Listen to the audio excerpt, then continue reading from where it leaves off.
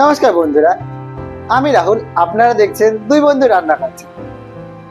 আজকে আমরা তৈরি করব একাদশীর বাদাম আলু ফ্রাই।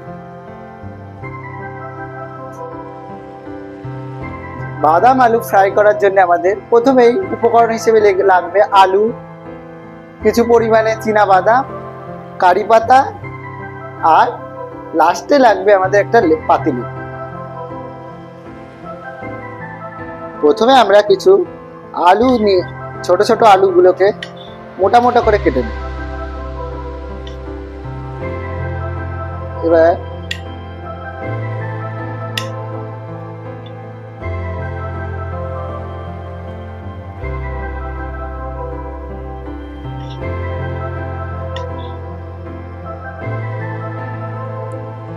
প্রত্যেকটি আলুকে আমরা এই সাইজের করে করে দিই।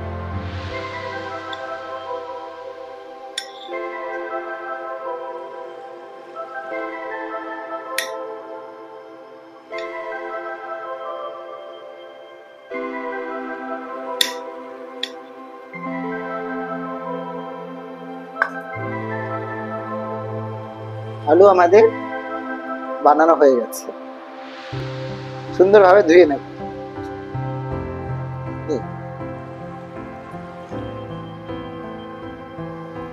প্রথমে আমরা আলু এবং বাদামটিকে সিদ্ধ করে নেব।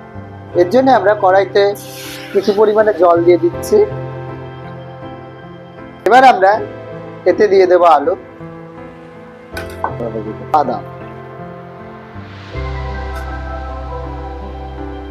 আলু এবং বাদামটিকে আমরা ভালোভাবে সিদ্ধ করে নেব।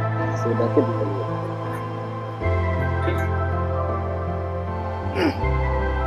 আলু আমাদের সেদ্ধ হয়ে গেছে। এখন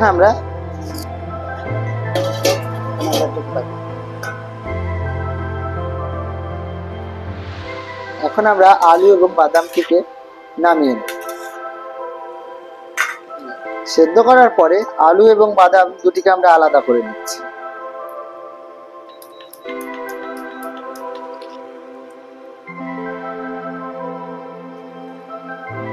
কড়াইতে আমরা দিয়ে দিচ্ছি সূর্যমুখী অয়েল।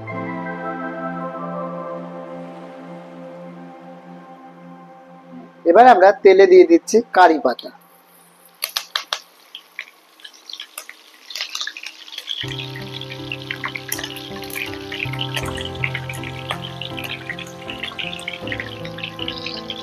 তারপরে দিয়ে দেবো আমরা সেদ্ধ করা বাদাম। কারি পাতা আর বাদামটিকে আমরা সুন্দর করে ভেজে নেব।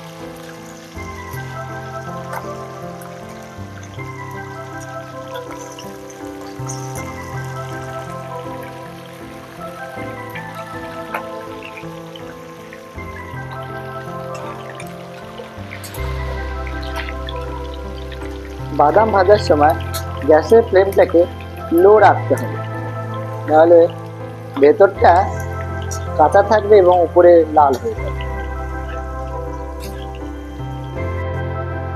বাদাম আমাদের ভাজা হয়ে গেছে। এবার আমরা বাদামটিকে নামিয়ে নেব।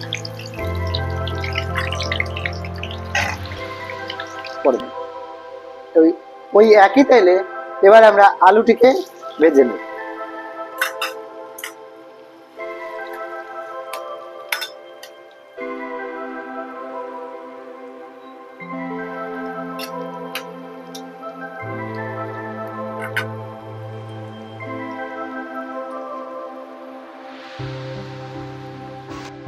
এবার আমরা এতে দিয়ে দিচ্ছি সিন্দুক।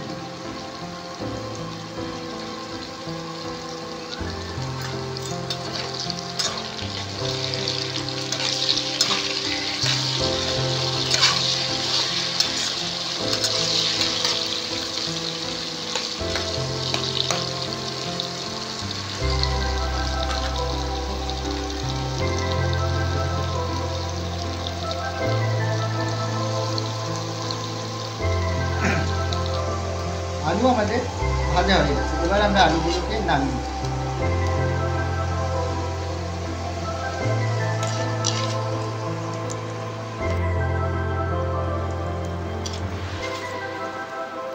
এবার আমরা আলু ভাজার মধ্যে সে আগে থেকে ভেজে রাখা বাদাম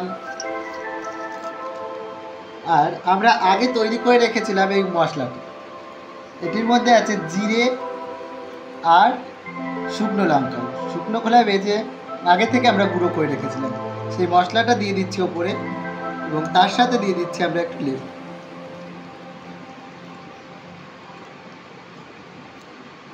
এবার সব উপকরণগুলোকে আমরা একসঙ্গে মিশিয়ে নেব।